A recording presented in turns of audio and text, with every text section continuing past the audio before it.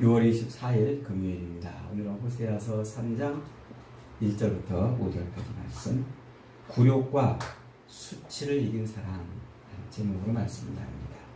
굴욕과 수치를 이긴 사람. BC 930년경 그때 솔로몬이 죽어요. 솔로몬이 죽으면서 이스라엘은 남쪽 유다와 북쪽 이스라엘 이렇게 나라가 이제 갈라져요. 그 갈라지게 된 이유가 솔로몬이 우상을 섬겼기 때문이라고 성경이 분명히 밝혀요. 그래서 솔로몬이 성전에다가 우상들을 갖다 놓으면, 그리고 우상을 섬기는 이런 죄악을 인해서 하나님이 네가 그렇게 우상을 섬겼으니까 내가 네 나라를 반으로 갈리겠다. 그러나 내가 네 아버지를 봐서 너 때에는 안 하고 너의 자식 때 하겠다. 그래서 이제 솔로몬이 죽으니까 자식 때 나라가 갈라집니다.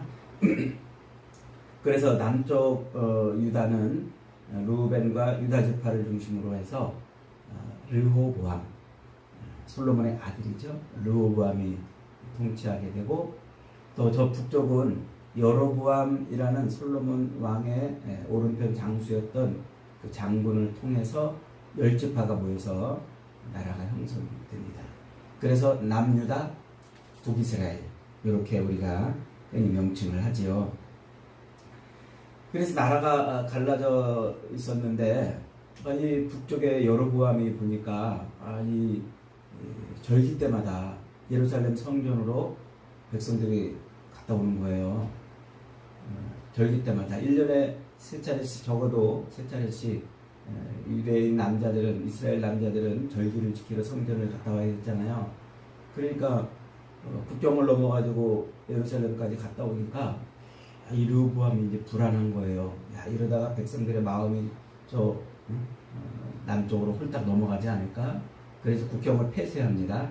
38선을 폐쇄하고, 그리고서는 베델과 단에 이 남쪽 이 북이스라엘의 남쪽 끝부분과 저 북쪽 끝부분, 그 베델과 단에 예루살렘 성전과 비슷한 신전, 성전을 세우죠. 이렇게 신전을 세워놓고 율법의 아론의 후손들로만 제사장이 되게 돼 있잖아요. 그런데 그것과 상관없이 그냥 사람들 중에 아무나 뽑아가지고 제사장을 삼아놔요. 그리고 그 베델과 단에 세워놓은 그 성전, 그 신전에서 예루살렘 성전에서 제사하는 것과 같은 비스무리한 제사를 드리도록, 이 북이스라엘 백성들이 남쪽 성전을 가지 않아도, 예루살렘 성전을 가지 않아도 종교적 행사를 하도록 그렇게 만들어뒀지요. 이게 이제 여로보암의 길이에요. 여로보암의 길. 그래서 이때로부터 모든 북이스라엘 백성들은 이제 예루살렘 성전에서 제사를 드리고 예배를 드리는 것이 아니라 그들이 세워놓은 그 이방 신상을 섬기는 그런 길로 이렇게 삐뚤어져 나가죠.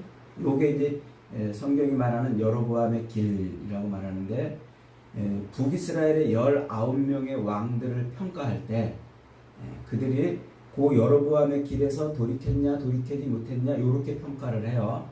그래서 19명의 왕들이 다 여로보암의 길로 갔더라, 여로보암의 길로 갔더라, 이렇게 다 평가를 받습니다. 그러니까 모두 다 성전이 아닌 이 엉뚱한 데서 하나님을 섬기는 그런 제사를 행했다는 것이죠. 요게 이제 언제까지 이어집니까? BC 721년에 아수르에 의해서 북이스라엘이 멸망할 때까지 그들은 이 여로보암의 길에서 돌이키지 못하는 거예요. 지금 하나님이 호세아를 불러가지고 이 호세아에게 그 이스라엘 백성들의 그 죄, 성전이 아닌 엉뚱한 것을 성전처럼 여기고 하나님이 아닌 이방 신들을 하나님처럼 섬기고 있는 그 죄를 물으시고 있는 게 지금 호세아를 불러서 지적하고 있는 북이스라엘의 죄예요. 그래서 지금 북이스라엘, 이 호세아가 활동하고 있는 시기는 이 북이스라엘이 가장 경제적으로도 그리고 정치적으로도 아주 가장 부강하고 또 풍요한 이때 이제 여로보암 2세 끝자락부터 망하기 10년 전까지 40년 동안 이제 활동을 하게 되는 것이죠. 이 북이스라엘을 향해서 하나님의 말씀을 외치고 있는 이 호세아의 메시지는 아주 분명해요. 지금 이 북이스라엘 백성들이 뭐하고 있다는 거예요? 하나님의 백성인데, 그들의 신분은 하나님의 백성인데 엉뚱하게도 하나님이 아닌 우상들을 섬기고 있는 그런 죄 가운데 있다. 요걸 뭐에다 비교하냐면, 자기 남편, 결혼을 해서 남편을 두고 있는 이 여인이 자기 남편을 내팽개치고 엉뚱한 남자들하고 놀아나고 있는 이런 모습으로 지금 비유를 해주고 있는 거예요. 그래서 호세아를 불러서 그 자기 남편을 두고서 음탕한 짓을 행하는 그 고멜이라는 여인, 그 고멜이라는 여인을 아내로 삼아가지고 그것을 이제 이스라엘 백성들에게 보여주는 거예요. 이 고멜이라는 말은 끝을 봤다 이런 뜻이에요. 그러니까 그 여자는 이 끝장을 본 여자라는 얘기예요. 끝을 봤다. 그런데 이제 이 고멜이라는 여자를 아내로 삼아가지고 그 이스라엘의 죄를 그렇게 지적하게 하는데, 그럼에도 불구하고 하나님이 어떻게 하신다고요? 그 이스라엘을 하나님이 버리지 않았다는 거예요. 그렇게 여로보암의 길, 엉뚱한 남편을 내팽개치고 외간 남자들을 만나는 그 음탕한 여인 같은 그런 일을 행하고 있는 이스라엘을 하나님이 어떻게 했다? 버리지 않았다는 거예요. 그래서 2장에서 뭐라고 그랬습니까? 하나님 앞에 엎드려서 제발 우리에게 긍휼을 좀 베풀어 주세요. 이렇게 구하면 뭐 하겠다? 로 암미에서 암미로 만들어 주겠다. 내 백성으로 다시 삼아 주겠다. 라고 말씀을 했다고 했죠. 오늘 이제 3장은 5절밖에 안 되는 짧은 절이지만은 하나님의 아주 절절하고 아주 애달픈 사랑이 고스란히 기록이 되어 있는 말씀입니다. 1절은 이렇게 시작합니다. 여호와께서 내게 이르시되 이스라엘 자손이 다른 신을 섬기고 건포도 과자를 즐길지라도 여호와가 그들을 사랑하나니 너는 또 가서 타인의 사랑을 받아 음녀가 된 그 여자를 사랑하라 하시고, 하나님이 호세아를 불러가지고 다시 한번 확인해 주는 거예요. 이스라엘 백성들이 그 이방 신을 섬기고 건포도 과자를 즐긴다. 이것은 이제 그 이방 신을 섬기면서 이제 그 제단에 바쳤던 것들을 먹는다는 얘기예요. 그러니까 그런 짓을 하더라도 하나님이 어떻게 하시겠다? 여호와가 그들을 사랑하나니 포기하지 않는다는 거예요. 그들을 하나님께서 버리지 않으시겠다.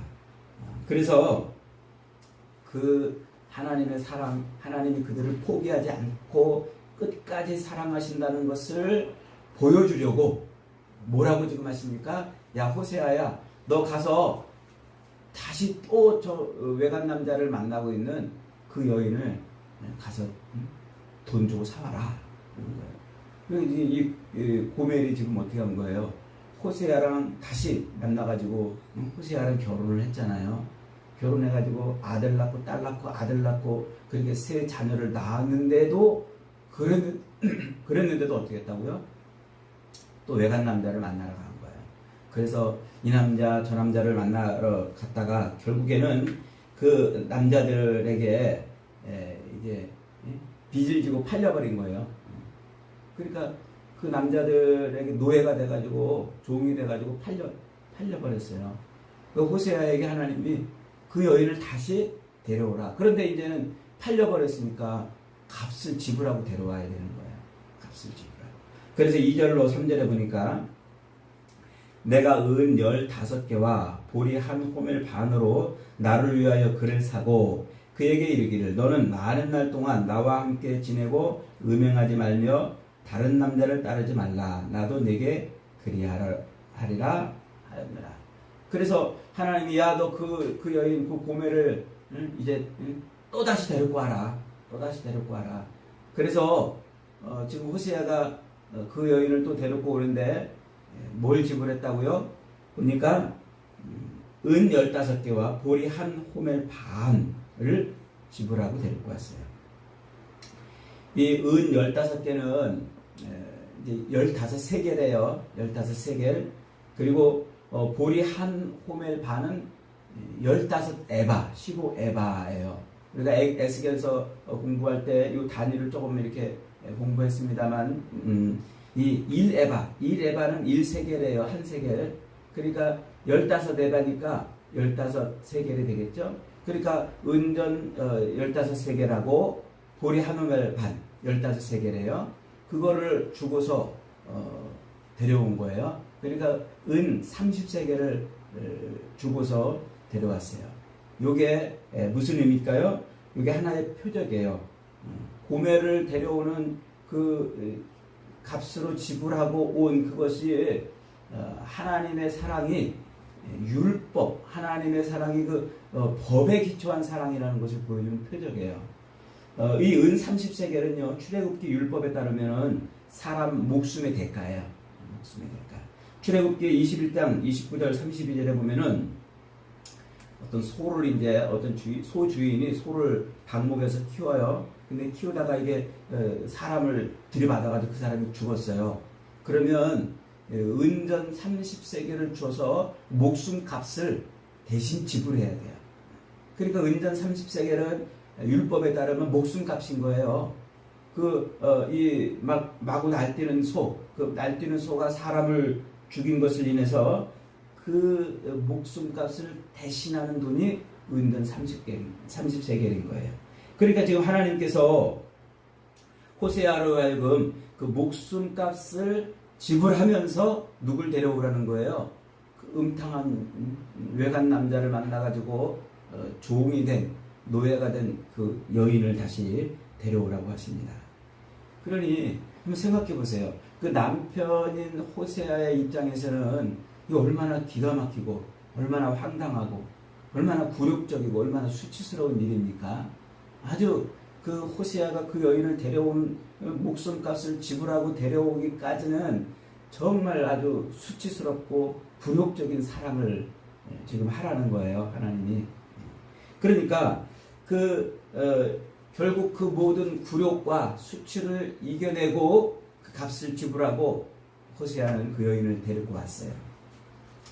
이것은 바로 그렇게 더럽혀진 이스라엘, 그 이스라엘을 하나님이 여전히 사랑하신다는 메시지이고, 이것은 자기 백성을 하나님이 결코 포기하지 않으시겠다는, 속전을 지불해서 목숨값을 지불하고라도 내가 내 백성을 반드시 구원해 내겠다 하는 하나님의 그 사랑을 표현해주고 있는 겁니다. 그러니까 하나님의 사랑은 이 기분에 따라 왔다 갔다 하는 사랑이 아니에요. 하나님의 사랑은 우리처럼 감정에 따라서 좋았다 나빴다 이러는 사랑이 아니고 철저하게 법에 근거한 사랑이란 말이에요.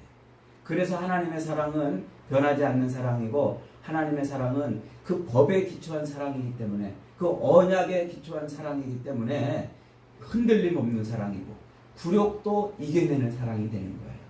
그래서 이제 예수님께서 이 땅에 오셔서 마태복음 20장 28절에서 이런 말씀을 하세요. 인자가 온 것은 섬김을 받으려 함이 아니라 도리어 섬기려 하고 자기 목숨을 많은 사람의 대속물로 주려 함이라. 그래서 예수님께서 자기 목숨을 뭐 한다고요? 값으로 지불하는 대가로 준다는 말이에요. 그 속전으로 자기 목숨을 속전으로 주고서 사람들을 구원하겠다. 이렇게 해서 예수님이 오셨다라고 말씀하고 있는 거죠. 그러니까 스승을 팔고 그 대가로 받은 가룟 유다의 은전 30냥이 그 율법에 근거한 속전을 지불하고 자기 백성을 구원하시는 하나님의 사랑을 표현해 주는 거예요. 그러니까 예수님이 십자가에 달려 죽으실 때 가룟 유다가 은전 30냥을 받고 예수님을 팔잖아요. 그러니까 예수님의 죽음이 뭐라는 거예요? 바로 그 율법에 의한 죽음이었다라고 밝혀주는 표지라는 말이죠. 그래서 예수님의 십자가 죽음이 율법에 따른 죽음이고 목숨값을 지불한 죽음이라는 거예요. 죄의 대가를 지불하고 죽어주신 죽음이라 하는 것을 보여주는 거죠. 그래서 사도 바울은 로마서 5장 8절에서 그것을 이렇게 설명합니다. 우리가 아직 죄인 되었을 때에 그리스도께서 우리를 위하여 죽으심으로 하나님께서 우리에 대한 자기의 사랑을 확증하셨느냐. 우리가 아직 죄인 되었을 때에 그리스도께서 우리를 위해서 십자가에서 죽으셨잖아요. 그 십자가에서 죽으신 것은 그것은 무엇을 보여주는 거라고요? 하나님께서 우리를 사랑하는 그 사랑을 확증하는 것이었다.